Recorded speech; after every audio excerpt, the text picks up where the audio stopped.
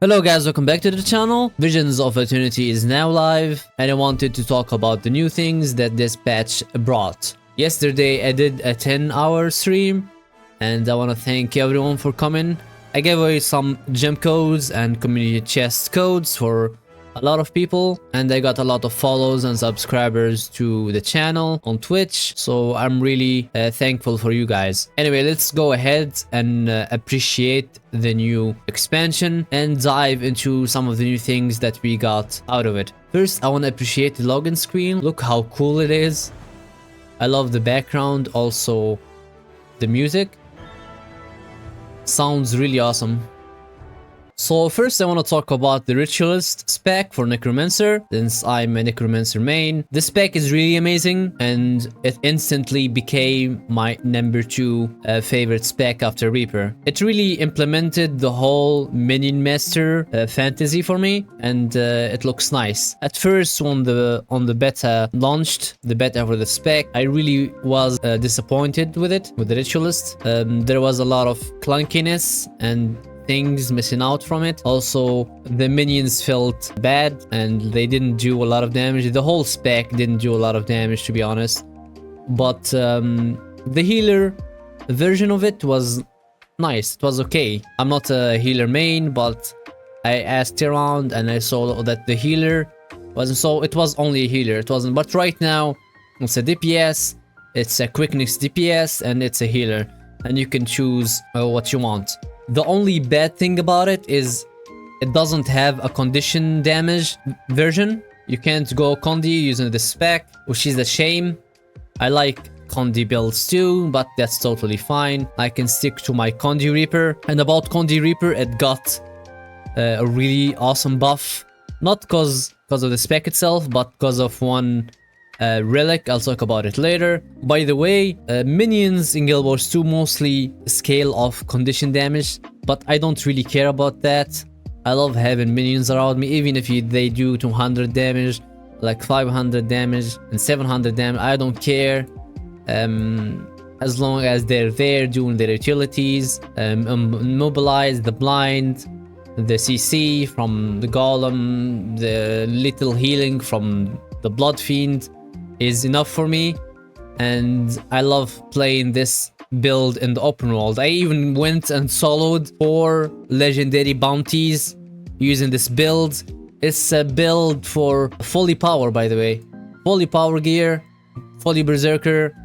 There's no HP. There's just power, precision, and ferocity.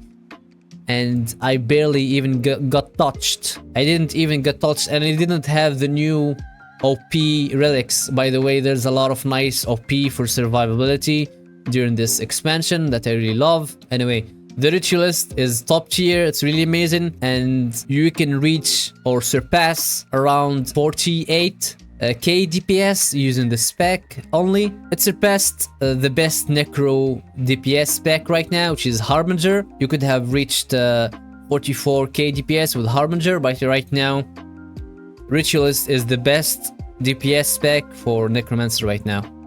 So that's amazing, good news for Necromains.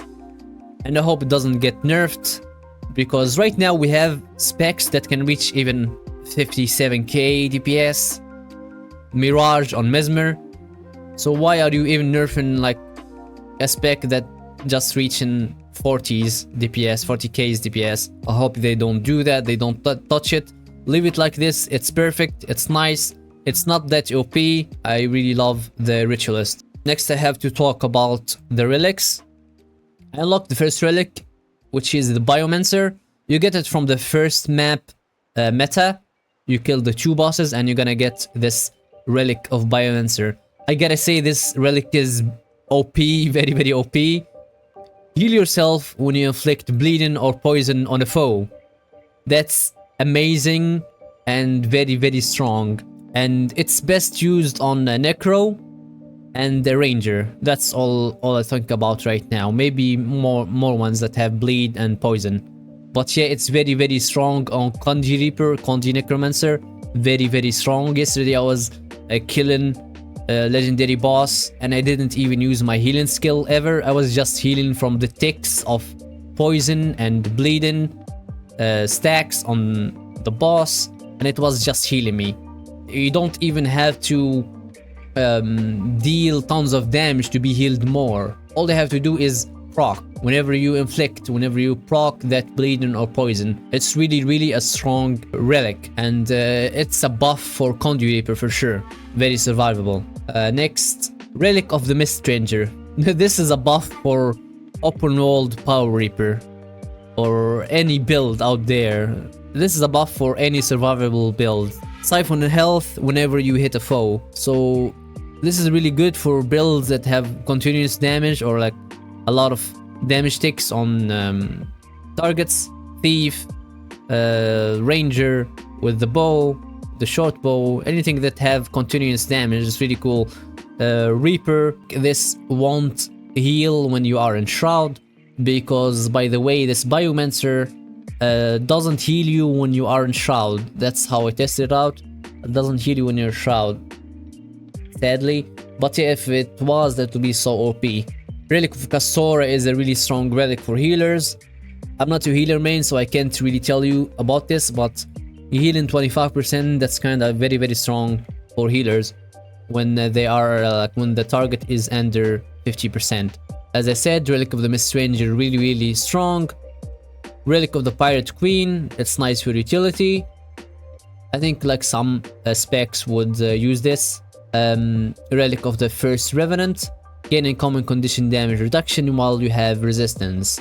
I think this is really nice for survivable builds out there. Maybe someone could make a nice build out of this. Relic of the Scoundrel, this is a nice utility if you want to have more crit chance, and by then you can balance and give yourself more crit damage, since you're gonna have a 10 extra % critical chance. But yeah, like Relic of the Biomancer, Relic of the Mist Stranger, these are very strong.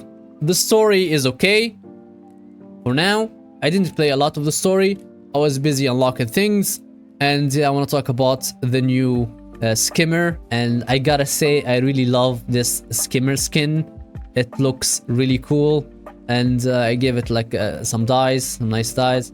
And I love the utility of invisibility, but I didn't unlock the whole thing, the skill or mastery that lets you fly using this mount, and it can even surpass sky scale and flying. Not by much, but yeah, it can do that. You can have difficulty flying with this, but if you get used to it, it'll be just amazing.